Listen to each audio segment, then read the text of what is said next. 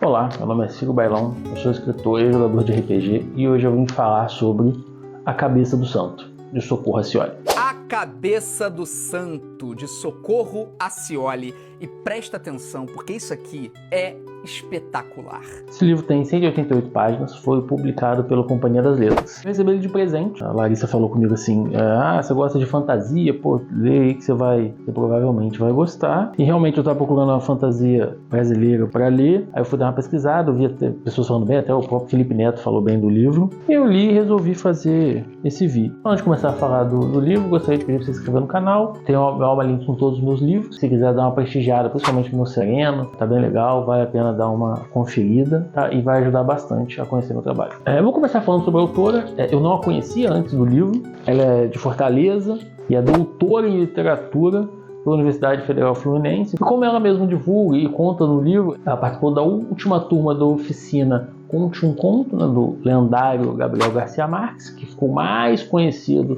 pelo seu livro 100 Anos de Solidão.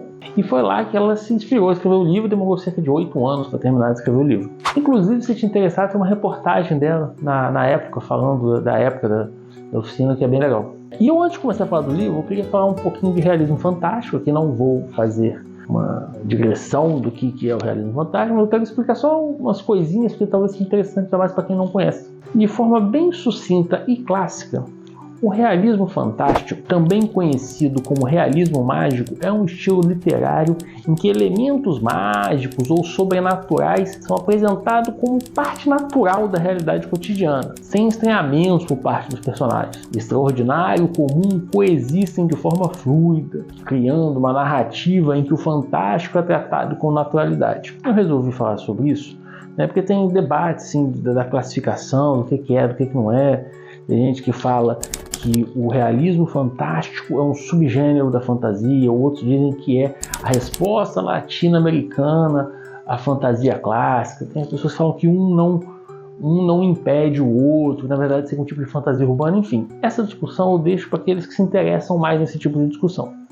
O meu ponto aqui é dizer que se você gosta de fantasia, você muito provavelmente vai gostar do realismo fantástico. Os elementos são muito parecidos.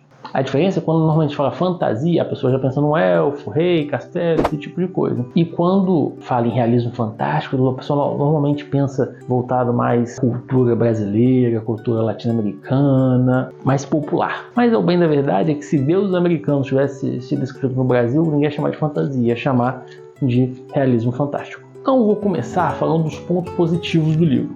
Eu acho que a primeira coisa que se nota é que a escrita dela é quase poética. Ela é leve, ela é fluida. Eu vou ler um pequeno trecho só para exemplificar. Francisco não tinha medo. Era filho de Chico Coveiro. E a coisa que mais viu na vida foi defunto, desde pequeno. Nutria apreço suficiente pela morte para não temê-la. Cada vida a menos eram moedas a mais para o pai, que além do salário da prefeitura, ainda ganhava o afeto e a gratidão dos familiares pelo cuidado dispensado às covas dos entes queridos. Chico Coveiro varria sepulturas, lavava as flores de plástico e limpava o vidro que protegia as fotografias dos mais abastados. O cemitério era o seu jardim de pedra, plantação de benevolência. Francisco era ajudante habitual. Cresceu sabendo que até a morte faz falta quando demora a vir. Algo simples como falar que o personagem é filho do coveiro, ela é contado de forma impactante e demonstrando todas as características sem ser muito positivo. É o meu tipo favorito de leitura, que não tenta ser pedante e floresce na simplicidade. Meu segundo ponto que eu achei muito positivo é que o enredo é bem fechadinho. Uma ação leva a outra. À medida que você vai lendo, eventos que pareciam soltos vão se conectando de forma bem amarrada. O que parecia irrelevante se mostra importante lá na frente. A autora não deixa nenhuma ponta solta. E o terceiro é que é uma fantasia com a alma brasileira. O que eu quero dizer com isso? Eu gosto muito de fantasia, né? Mas tem uma coisa que me incomoda um pouco, em especial falando de fantasia brasileira. Obviamente vou dar generalizada aqui, né? Vamos, não é todo mundo, mas é algo bem recorrente nos livros de fantasia brasileira, que é que eles importam praticamente tudo. Os livros importam o estilo de fora. Óbvio, você pode ter a referência que você quiser. Seu livro você faz o que você quiser, mas às vezes faz com que falte alma. Eu vou dar um exemplo bem prático. Todo livro de fantasia nacional, quando você vai para o norte, fica mais gelado, né? Desde que eu me entendo por gente, quando eu vou para o norte fica mais quente, para o sul fica mais gelado. Sim, eu uso livro de fantasia, eu posso fazer o que eu quiser. Pô, você pode botar que vai pro leste e neva, é o livro de fantasia. Mas, pô, 9 entre cada 10 livros de fantasia medieval, então, vamos falar quando a pessoa vai pro norte e neva, sabe? Assim, e são detalhes, né? Assim, não é algo... por exemplo, eu não me lembro de ter lido um livro de fantasia que a pessoa tome cachaça. Agora, hidromel, pô, um monte. Ué, rapaz? Cachaça, de novo! Toma cachaça, Nunca vi nem bebi, só ouço falar. Tipo, farinha de mandioca. Não tem uma cozinha de fantasia que tem farinha de mandioca. Enfim, tô sendo cri-cri, né? Mas assim, o livro é seu, o autor faz o que quiser. Mas, pô, o livro precisa ter alma, e a sua cultura faz parte da sua alma. Sem isso, o livro pode até ter enredo, mas falta sangue, sabe? Fica técnico, fica vazio. Enfim, como eu disse, obviamente eu estou generalizando, especialmente quando a gente fala de fantasia medieval, mas é algo muito recorrente. E que a Socorro Racioli foge completamente, né? Assim, o livro, ele respira cultura brasileira e sem cair em clichê também, porque também é muito comum o autor acabar caindo em clichê de cultura brasileira, o que ela não faz. Ela consegue conjugar o mágico, elementos reais e a cultura brasileira de forma brilhante e sem clichê.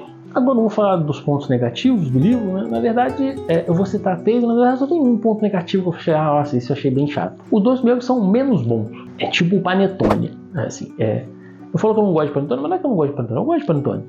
Só que eu não gosto de Panetone no Natal, por quê? Porque você tá no Natal e aí tem lá rabanada, pavê, tender, sabe? Aí tá o Panetone ali no meio, coitado, quem é ele na fila do Natal? Ninguém, então assim, esses erros, se fosse qualquer outro, não seria nem poderia ser considerado erro. Só que se o livro é tão bom, quando tem alguma coisa assim, ele te causa um certo estranhamento, tá? Mas não vai nem de longe um ponto negativo. Só achei que valia a pena citar. O primeiro de todos é a queda abrupta na linha temporal. Porque você tá aqui na linha certinho, e de repente ela dá uma quebrada, aquela volta que você fica meio assim, onde que eu tô? Demora até você entender ali o que está acontecendo. Este foi uma coisa assim que me deixou meio sem chão algumas horas. Não, rapidamente você percebe, mas como eu disse, vale a pena ser citado. O segundo é o final. O final não é que ele é ruim, né? Só que assim, você vê ele chegando longeão, né? E aquele final meio água com açúcar. É ruim? Não. É bom? Não, é só o final. E o terceiro, que foi o único que eu achei realmente ruim, assim, que realmente me incomodou, é que o início do livro ele é um pouco enrolado, ele é um pouco rocambolesco. Eu tenho o costume, né, de não parar livro, né? Quando eu começo a ler, eu faço o máximo que eu consigo para terminar. Eu não gosto de terminar livro no meio. E esse livro daqui, se eu não fosse, eu acho que eu teria parado. Claro que assim, o livro é pequeno, né? Normalmente até ele chegar na cabeça do santo. Assim que ele for na cabeça do santo, o livro anda, que é a maravilha. Mas até lá ele fica meio rocambolesco, meio enrolado, você fica meio perdido no que está acontecendo. É uma parte fraca do livro, assim, que eu não gostei. Então eu até fiz questão de deixar isso, porque assim, se você por acaso achar que ele tá ruim no começo, vai dar uma moral para ele, que ele, daqui a pouco ele deslancha muito bem. E aí vamos terminar com se vale a pena ler. Acho que pelos meus comentários já deu para perceber, né, que sim, o livro é realmente muito bom. Se você gosta de fantasia, vale a pena você dar uma conferida, e se você não gosta, né, ou de fantasia, de realismo fantástico, alguma coisa do tipo, também vale a pena, que você provavelmente vai gostar. Se existir biblioteca no céu, com certeza a cabeça do santo está na mão do Gabriel Garcia Marques e ele está sorrindo a cada página que ele passa. Espero que vocês tenham gostado do vídeo, né? Não esquece de se inscrever, dar aquela moral, sempre muito legal, tá? E dar uma conferida no meu livro, né, que sempre ajuda bastante, conhecer o trabalho, certo? Valeu!